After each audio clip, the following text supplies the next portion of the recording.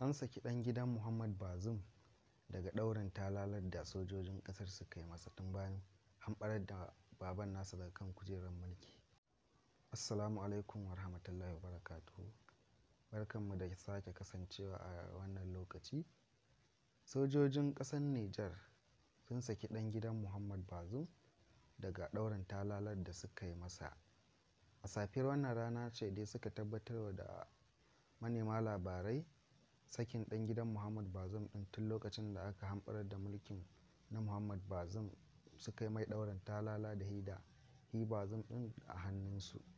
Amma yau sun fitar da sanarwar sun saki wato ɗan gidan Muhammad Bazoum ɗin sakamakon kotu ta ba da umarni a saki Muhammad Bazoum, amma sun bijirewa umarnin kotu sun saki iya ɗan gidan Muhammad Bazoum ɗin, amma hi Muhammad Bazoum ɗin ba su sake shi ba, har yanzu yana hannunsu.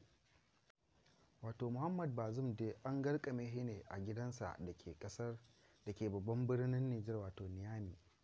An garkame shi ne sakamakon juyin mulkin da aka yi masa tun a lokacin da aka hamɓarar da gwamnatin tasa, to kuma sojoji ƙasar suke rike da shi, har yanzu yana hannunsu.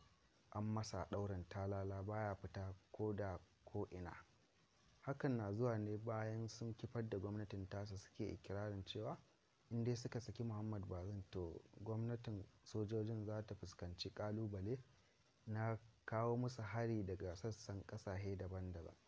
Haka ne ma yasa suka kama Muhammad Bazoum ɗin suka garkame shi. A watanni biyu da suka wuce ne kuma aka ji cewa Muhammad Bazoum yana yunkurin fecewa ko guduwa daga hannun sojojin da suka yi garkame shi, wato ɗaurin talalar da suka yi mar. A wata sanarwa da lauyan Muhammad Bazoum ɗin ya fitar ya ce Bazoum ba neman guduwa ya yi ba, an yi yunkurin kai shi asibiti ne sakamakon rashin lafiya da yake ɗan fama da ita, amma su sojojin suka ce ya yi yunkurin guduwa daga hannunsu. Muhammad Bazoum dai yanzu haka yana garkame a cikin gidansa, an mai ɗaurin talala tun lokacin da sojoji Nijar ɗin suka yi wa Muhammad Bazoum ɗin juyin mulki yake a hannunsu, har yanzu baya zuwa ko ina, yana nan gidansa wato a nan Nijar ɗin, amma tare da iyalansa, yana nan cikin ƙoshin lafiya, amma kuma yawo ne baya yi, shine bahaushe yake ce ma wannan abun ɗaurin talala. Shugabannin ƙasashen Nijar ɗin dai sun ce ba su saki Muhammad Bazoum nan kwana kusa ba, har sai sun gama tattaunawa da ECOWAS. Sakamakon haka ne ma ECOWAS ɗin take gargaɗar wato shugabannin sojojin na Nijar akan kada su sake su wato su cutar da Muhammad Bazoum ɗin ko su yi yunkurin yi masa wani abu. Sakamakon haka ne ma ita ECOWAS ɗin ta ɗauki matakin rufe mata boda da kuma katse mata wutar lantarki, alhali da wutar lantarkin ita ƙasar Nijar ɗin wato Najeriya ce take bata, amma kuma tun lokacin da sojoji suka yi wannan juyin mulki aka katse musu wutar lantarki, da kuma aka rufe wasu iyakoki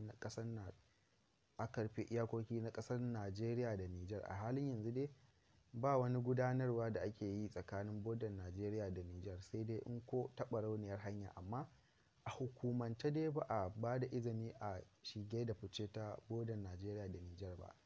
Wannan ne ma ya sa mutanen ƙasar Nijar ɗin suke kira ga ECOWAS ta sassauta musu wannan ɗaurin takunkumi da suka yi wa ƙasar Nijar ɗin, sakamakon ba sa samu suna kasuwanci yadda ya kamata tsakanin Najeriya da Nijar, alhali kuma tsakanin Najeriya da Nijar yanzu kusan za a ce abu ɗaya ne, ɗan abubuwan da ya bambanta su babu yawa. Ana nan dai ana ta kai kawo tsakanin wato shugabannin Nijar ɗin da kuma ECOWAS akan ya za a yi a shawo kan wannan al'amari. Su ECOWAS sun gindawa wa ƙasar Nijar ɗin sharɗi akan in dai ba ta saki Muhammad Bazoum ba, to ba za ta buɗe musu boda ba. Su kuma suka ce da su saki Muhammad Bazoum gwara a ci gaba a haka ba tare da an buɗe mata bodar ta ba. Halin da ake ciki dai har yanzu Muhammad Bazoum yana tsare a hannun sojoji, sun riƙe shi kuma sun ce ba za su sake shi ba har sai sun tattauna da wato ECOWAS ɗin. To kar ku manta ku danna mana subscribe a wannan tasha tamu mai albarka wato Mahaƙa TV, sannan kuma ku danna mana ƙararrawar sanarwa. Mun gode, za mu kawo muku ci gaban wannan shiri mai albarka.